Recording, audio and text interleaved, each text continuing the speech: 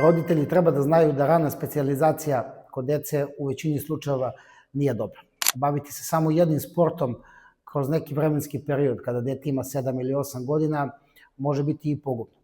Kako sa psihološkog aspekta, tako i sa fizičkog. Postoje određene faze kroz koje dete mora da prođe, a te faze uključuju da ima malo širi spektar sportova. Idealno je da se dete bavi gimnastikom, košarkom, odbojkom, fudbalom, znači sa više sportova u nekom vremenskom intervalu od 7. do 13. 14. godine, a nakon toga može da izabere određeni sport za koji će se specijalizirati. Sa tim u vezi mi ćemo organizovati jedno veliko predavanje koje se tiče baš toga, dugoročnog sportskog razvoja i kako bi taj razvoj dece trebalo da izgleda u tom mlađem uzrastu, da kažemo od 7. pa do 11. 12. 13. godine. Predavanje će definitivno biti namenjeno kako roditeljima, tako i trenerima.